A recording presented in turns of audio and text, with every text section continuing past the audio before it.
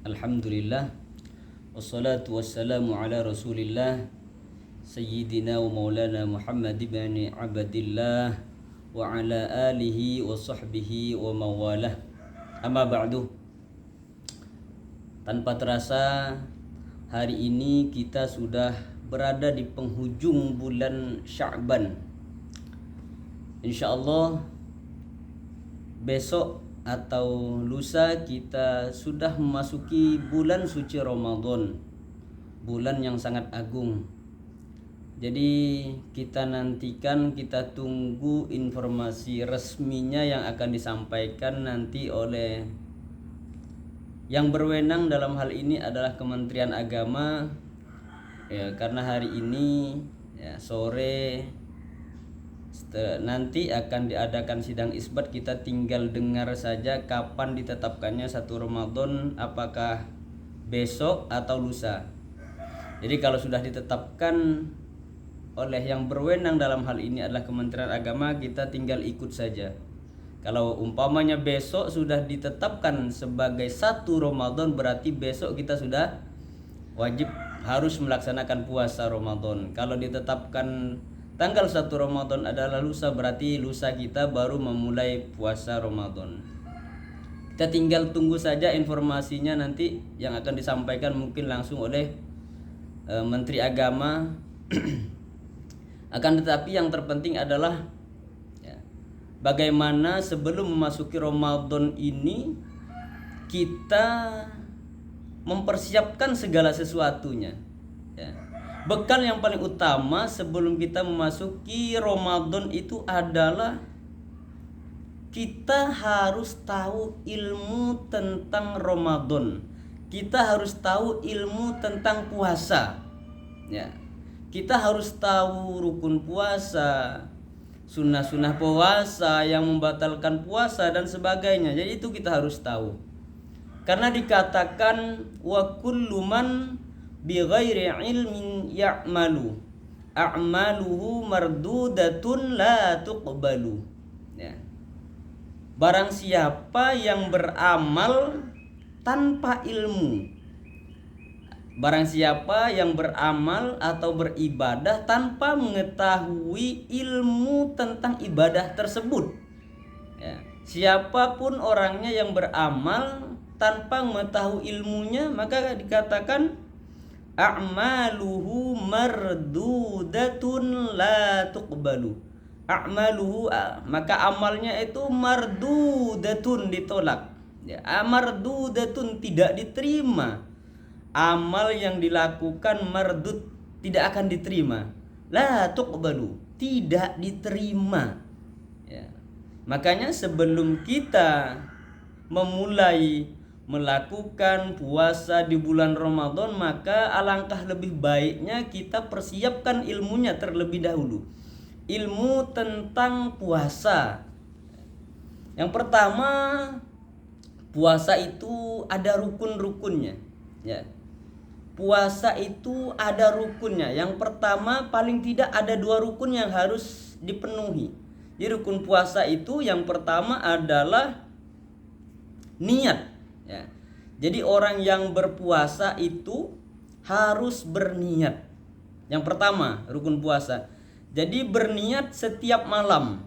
Berniat setiap malam, berniat untuk melaksanakan puasa di keesokan harinya.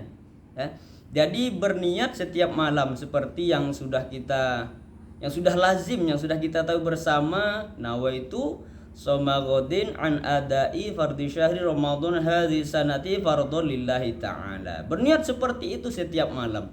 Terkadang biasa di daerah tertentu di Indonesia biasanya niat seperti ini, lafadznya dan niat berniat untuk melaksanakan puasa seperti ini diucapkan atau dilakukan secara bersamaan setelah melaksanakan sholat tarawih, biasanya seperti itu. Seperti nawaitu soma godin an adai fardhi syahri Ramadan hadhihi sanati fardhon lillahi ta'ala. Sengaja aku berpuasa besok di bulan Ramadan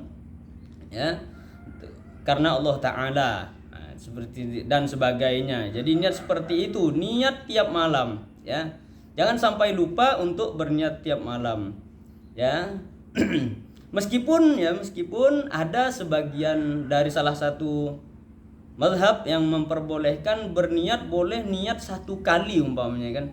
Niat di awal Ramadan, niat aku berpuasa 1 bulan penuh di bulan Ramadan. Nah, boleh ya. Mazhabnya Imam Malik itu memperbolehkan seperti itu. Kenapa? Takutnya hari kedua, hari ketiga, hari-hari berikutnya takut lupa. Jadi kita boleh malam pertama itu berniat sekaligus 2. Yang pertama niat seperti yang pertama tadi, nawaitu soma godin dan seterusnya. Kemudian yang kedua juga kita mengikuti bertaklid kepada Imam Malik. Jadi malam pertama boleh juga berniat langsung berpuasa untuk berpuasa selama sebulan penuh di dalam bulan Ramadan. Ya, jadi itu rukun puasa.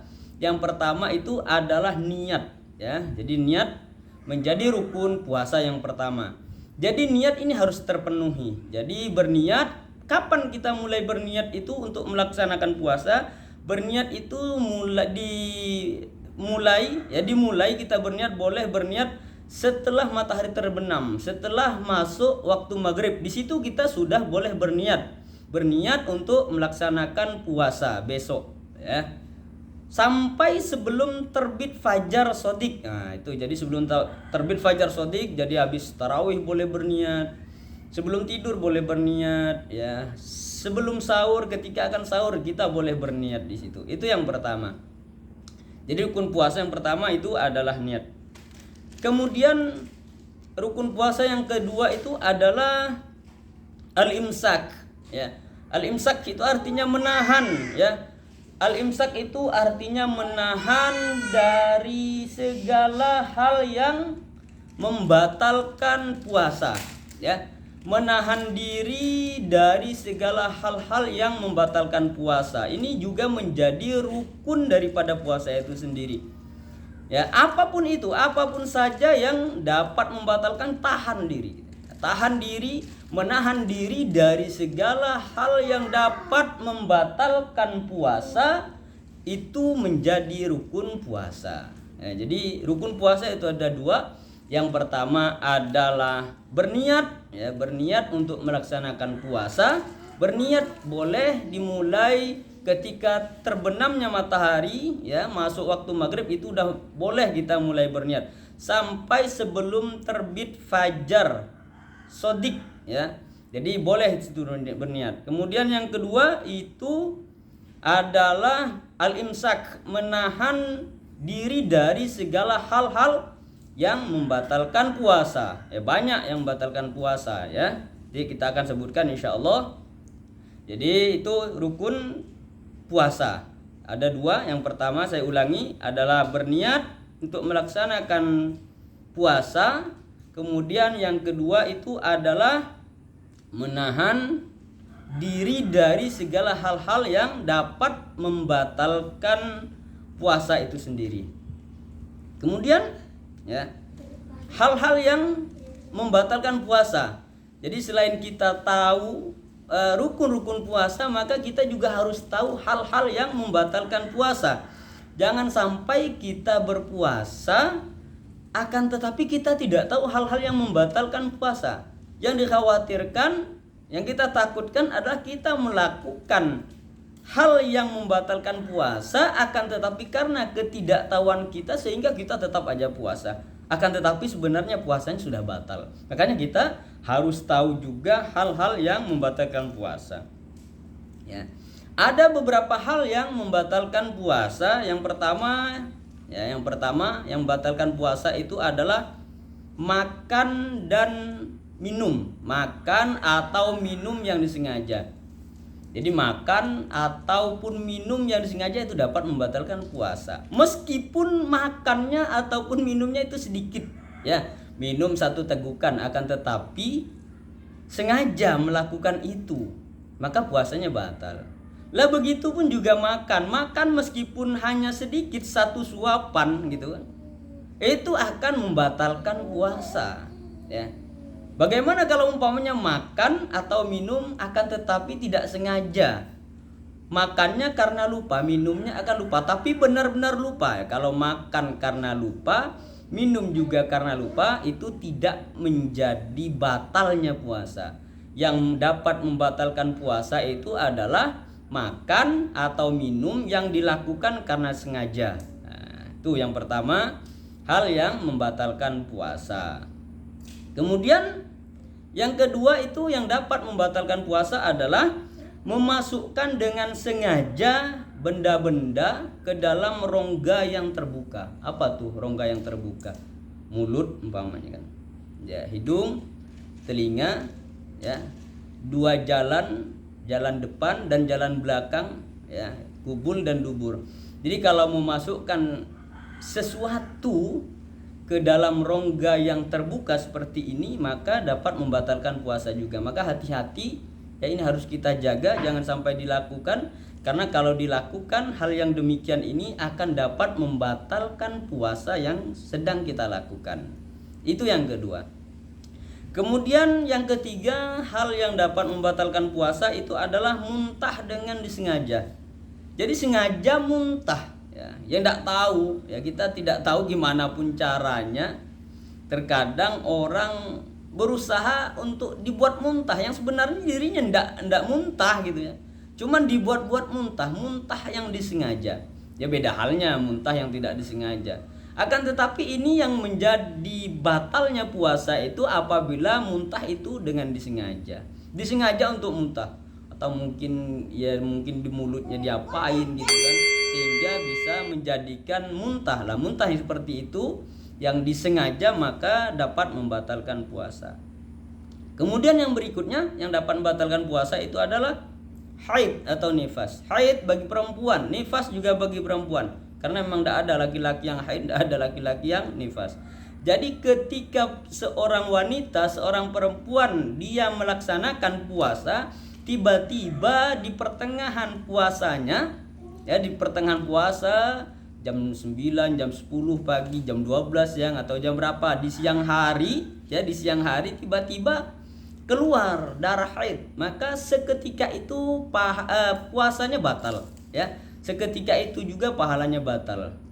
Ya begitupun orang yang sedang nifas, ya, juga sama membatalkan puasanya. Jadi kalau ada perempuan atau wanita yang sedang haid, maka seketika itu puasanya batal, ya. Maka kalau batal seperti itu nanti akan wajib diqodho di luar bulan Ramadan.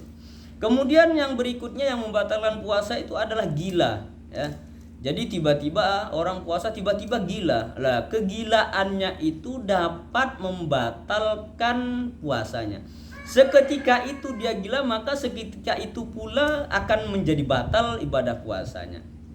Kemudian yang berikutnya yang membatalkan puasa itu adalah murtad. Murtad ini adalah keluar dari Islam, ya. Murtad, ya, adalah seseorang yang keluar dari Islam, entah itu murtad sebangsa qalbi, fi'li ataupun qauli.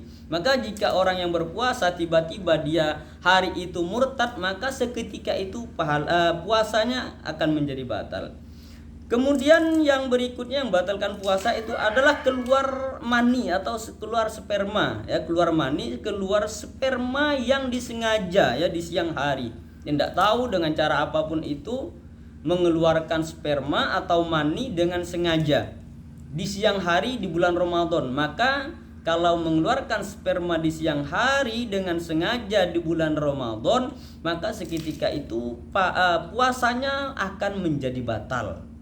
Kemudian yang terakhir atau yang berikutnya ialah yang membatalkan puasa ialah bersetubuh berhubungan badan di siang hari. Suami istri berhubungan badan umpamanya di siang hari di bulan Ramadan, maka seketika itu akan menjadikan puasanya batal, ya. Jadi saya ulangi, yang batalkan puasa yang pertama adalah makan dan minum yang disengaja. Kemudian yang kedua itu adalah memasukkan sesuatu ke dalam rongga yang terbuka. Kemudian yang ketiga itu adalah muntah yang disengaja. Kemudian bagi wanita ialah keluarnya darah haid atau nifas. Kemudian yang kelima itu adalah gila. Yang keenam adalah murtad, ya. Yang ketujuh keluar sperma atau keluar mani dengan sengaja. Yang kedelapan itu yang membatalkan puasa adalah bersetubuh. Nah, jadi itu perkara-perkara yang dapat membatalkan puasa seseorang. Jadi makanya hindari hal-hal yang sudah disebutkan tersebut ya. Jangan sampai dilakukan di siang hari. Kalau salah satunya saja dari 8 perkara itu dilakukan, salah satunya saja dari 8 perkara yang membatalkan puasa itu dilakukan, maka puasanya akan batal seketika itu juga.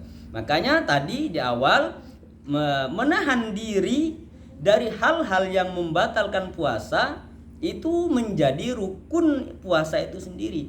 Jadi ketika seseorang melakukan hal yang membatalkan puasa, maka seketika itu batal puasanya. Yang melakukan salah satu dari yang 8 hal yang membatalkan puasa, satu saja dilakukan, maka puasanya akan menjadi batal.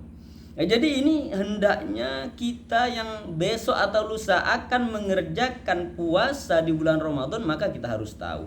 Tuh, jadi yang pertama adalah rukun puasa itu ada 2 tadi. Yang pertama niat ya, yang kedua ada al-imsak, menahan diri dari segala yang membatalkan puasa. Jadi membatalkan puasa tadi sudah disebutkan ya, ada 8 perkara yang membatalkan puasa itu tadi. Kemudian ya, ada hal-hal yang disunahkan ketika kita berpuasa. Ini banyak sekali ya. Banyak sekali hal-hal yang disunahkan ketika kita melaksanakan ibadah puasa. Ya, di antaranya kita sebutkan beberapa saja ya. Yang pertama yang disunahkan ketika berpuasa itu adalah menyegerakan waktu berbuka puasa, menyegerakan berbuka puasa ya. Jadi yang pertama yang disunahkan ketika berpuasa itu adalah menyegerakan berbuka puasa kalau sudah waktunya tiba untuk berbuka. Kapan waktunya tiba untuk berbuka? Ketika matahari sudah terbenam masuk waktu maghrib, maka seketika itu juga hendaknya kita segera berbuka. Karena kita disunahkan untuk menyegerakan berbuka kalau sudah masuk waktunya berbuka puasa. Itu yang pertama. Kemudian yang kedua, berbuka dengan kurma ya, atau ya buah yang manis-manis ya ketika berpuasa. Jadi kita disunahkan ya, kalau punya kurma silakan berbuka dengan kurma kalau punya. Kalau tidak punya maka disunahkan berbuka dengan sesuatu yang manis ya, kalau bisa diusahakan yang tidak terkena api, artinya yang tidak dimasak ya, yang manisnya secara alami berarti.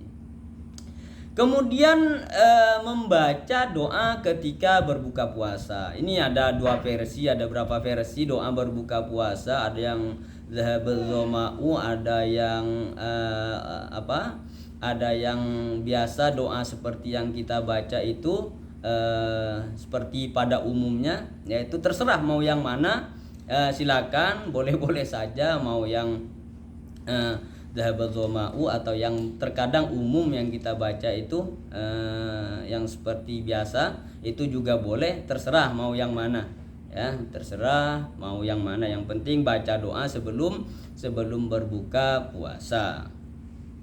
Kemudian yang berikutnya adalah melambatkan ketika mengakhirkan sahur. Nah, jadi yang berikutnya ketika berpuasa itu kita disunahkan untuk mengakhirkan sahur.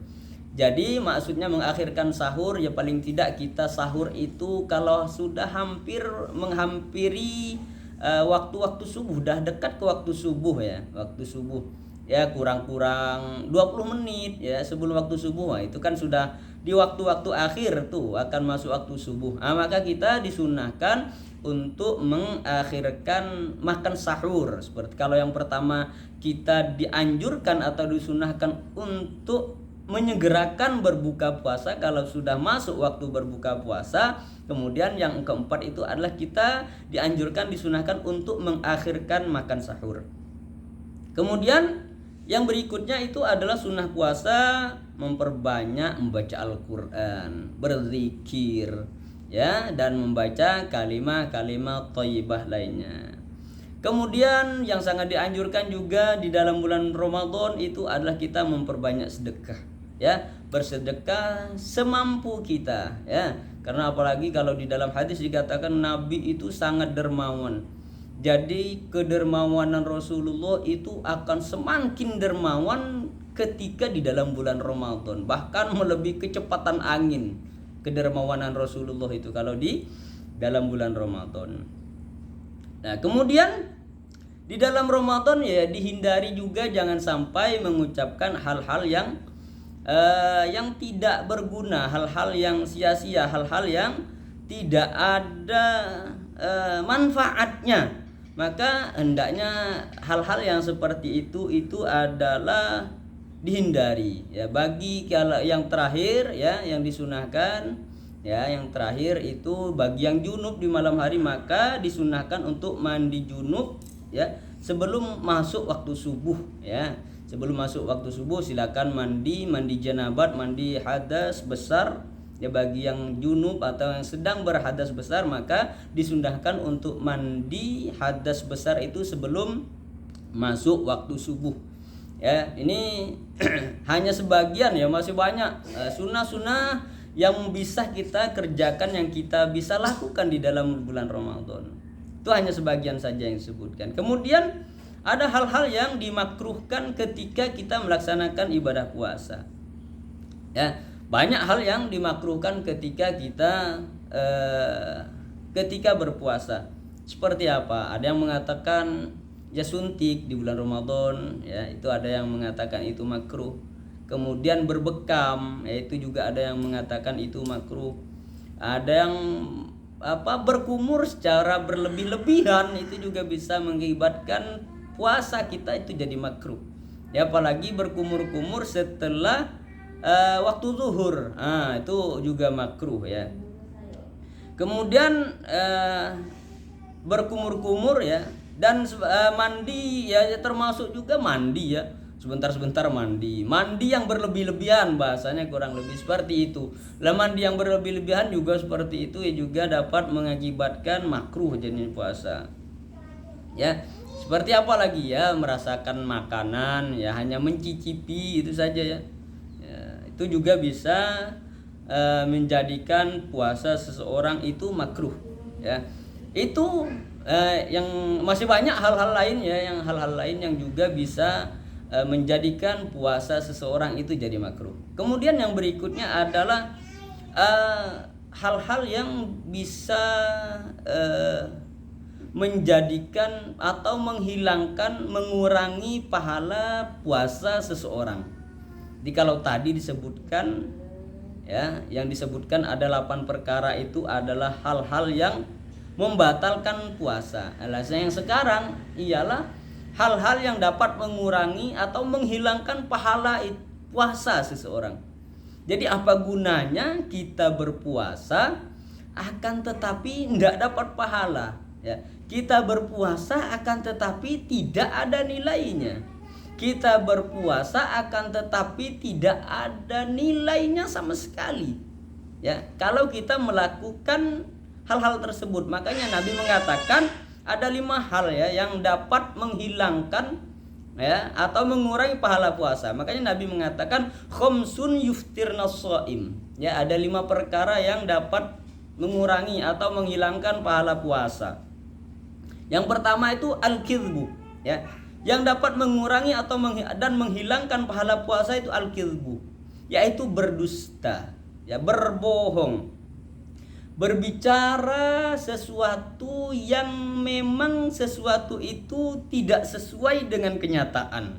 Berbohong, ya. Lah, berbohong atau berdusta, ya, berbicara dusta, berbicara kemudian dia berbohong ketika berbicara, maka hal itu kata Nabi dapat mengurangi atau menghilangkan pahala puasanya. Jadi jangan sekali-kali ketika melaksanakan ibadah puasa, jangan sekali-kali kita berbicara akan tetapi pembicaraan kita itu bohong, ya. Akan tetapi apa yang kita bicarakan itu adalah dusta. Maka orang yang berdusta atau berbohong ketika berpuasa maka dapat mengurangi atau menghilangkan pahala puasanya. Kemudian yang kedua yang dapat menghilangkan atau mengurangi pahala puasa itu adalah al-ghibatu ghibah, Ya, ghibah dapat menghilangkan pahala puasa. Ya. Ghibah artinya membicarakan orang lain. Ya udah tahu semua cara membicarakan orang lain, membicarakan kejelekan orang lain, macam-macam. Ya. Jadi ghibah seperti itu, ya ghibah seperti itu membicarakan orang lain kata Nabi termasuk dalam kategori khamsun yuktin nasaim. Ya, adalah salah satu perkara yang dapat mengurangi atau menghilangkan pahala puasa seseorang. Ya. Kemudian yang ketiga kata Nabi, ya, yang ketiga yang dapat menghilangkan pahala puasa seseorang itu adalah adu domba. Ya, adu domba, namimah. Ya. Jadi adu domba, mengadu seseorang dengan seseorang, mengadu domba seperti itu, maka perbuatan mengadu domba, mengadu seperti itu dapat menghilangkan pahala puasa. Kemudian yang keempat, ya, yang keempat yang dapat menghilangkan pahala puasa itu adalah yaminul kadzib, ya, sumpah palsu. Ya. Jadi sumpah palsu seperti itu dapat menghilangkan pahala puasa seorang. Sumpah palsu ialah sumpah, ya, seseorang yang bersumpah dengan mengucapkan nama Allah seperti billahi, tallahi, wallahi. Nah, kalau seseorang bersumpah dengan menyebut nama Allah seperti itu dengan kalimat billahi atau demi Allah gitu kan, ya demi Allah. Ya, kita bersumpah seperti itu. Akan tetapi sumpah yang kita lakukan seperti itu ternyata dusta, ya.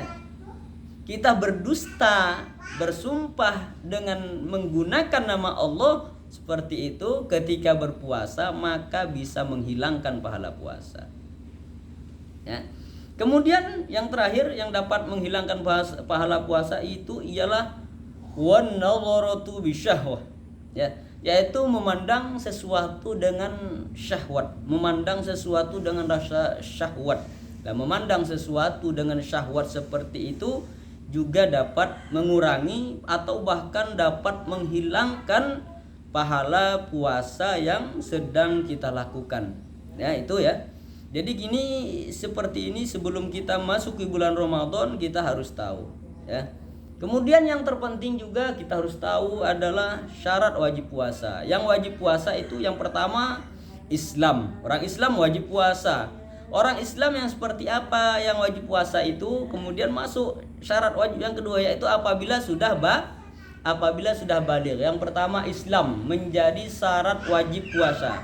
Yang wajib berpuasa itu adalah orang Islam. Yang kedua orang Islam yang sudah baligh. Artinya baligh itu adalah sampainya usia minimal seseorang dikenakan untuk menjalankan syariat Islam.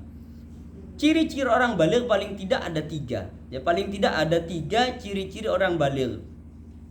Yang pertama ciri orang baligh itu adalah sempurnanya umur 15 tahun. Ya. Baik itu bagi laki-laki ataupun perempuan. Jadi kalau ada laki-laki dan perempuan sudah mencapai umur 15 tahun, ya, 15 tahun. Ingat ya, 15 tahun ini adalah 15 tahun hitungan bulan Hijriah, bukan hitungan tahun Masehi, bukan. Ya. Jadi kalau orang sudah mencapai umur 15 tahun maka dia wajib puasa udah itu kalau orang Islam, baik laki-laki ataupun perempuan. Yang kedua itu adalah yang wajib puasa, yang menjadi tanda seseorang baligh itu bagi perempuan sudah datang menstruasi, sudah haid, litis insinin disebabkan sudah mencapai umur 9 tahun. Jadi kalau ada perempuan atau wanita yang sudah mencapai umur 9 tahun kemudian di umur 9 tahun itu dia sudah haid, maka itu haid benar. Jadi itu adalah haid yang menjadi tanda bahwa seorang wanita itu sudah baligh, berarti dia sudah dikenakan kewajiban untuk melaksanakan ibadah puasa. Kemudian berakal, ya. Jadi yang wajib puasa itu orang akal. Yang ketiga, ya. Tanda baligh yang ketiga itu adalah, ya, tanda baligh yang ketiga itu adalah ihtilam, ya. mimpi basah, mimpi keluar sperma atau mimpi keluar mani. Jadi 3 perkara yang menjadi tanda baligh. Pertama adalah sempurnanya umur 15 tahun baik laki-laki ataupun perempuan. Kemudian yang kedua adalah ihtilam, mimpi basah baik laki-laki ataupun perempuan. Kemudian yang ketiga itu adalah haid bagi perempuan. Ya, meskipun umurnya baru 9 tahun. 9 tahun kemudian perempuan haid itu sudah menunjukkan bahwa seorang wanita tersebut sudah memasuki usia baligh. Kemudian yang ketiga, ya, syarat wajib puasa itu adalah berakal, akil, orang punya akal. Jadi orang Islam baligh, kemudian yang ketiga punya akal. Artinya akalnya, ya, artinya akalnya berfungsi dengan normal, ya. Kalau ada orang yang punya akal tapi tidak berfungsi dengan normal, gila gitu kan. Nah, jadi orang gila tidak wajib puasa. Atau yang seperti yang kedua, baligh. Jadi kalau belum baligh seperti anak kecil, anak-anak itu yang belum baligh, maka itu dia tidak dikenakan kewajiban untuk berpuasa. Yang dikenakan kewajiban berpuasa itu pertama Islam, syaratnya yang kedua adalah baligh, kemudian berakal. Jadi orang yang tidak punya akal seperti orang gila itu tidak wajib dia berpuasa. Yang wajib berpuasa ialah orang yang punya akal dan akalnya bisa berfungsi dengan normal. Kemudian sehat jasmani dan rohani. Ya, sehat jasmani dan rohani. Kemudian bermukim, ya, dia bermukim di suatu tempat. Artinya dia bukan seorang musafir. Ya, karena musafir orang yang melakukan perjalanan yang diperbolehkan di dalam syariat, maka dia boleh tidak berpuasa, akan tetapi nanti konsekuensinya dia wajib qadha di luar bulan Ramadan. Kemudian syarat wajib puasa yang berikutnya yang keenam itu adalah suci dari segala sesuatu, dari haid dan nifas kalau perempuan. Nah, itu. Jadi syarat wajib puasa itu ada 6. Pertama Islam, kedua baligh, ketiga itu berakal, keempat sehat, kelima itu adalah bermukim, bukan musafir artinya, keenam suci ya. Kemudian syarat sah puasa. Syarat sah puasa yang pertama orang Islam. Jadi puasa itu dianggap sah kalau melaksanakan ibadah puasa itu orang Islam. Jadi kalau orang non muslim, ya bukan orang Islam berpuasa, tidak sah puasanya. Jadi yang dianggap sah puasa itu kalau dilakukan oleh orang Islam. Kemudian yang kedua syarat sah puasa itu berakal atau mumayyiz. Ya, berakal artinya akalnya bisa berfungsi dengan normal.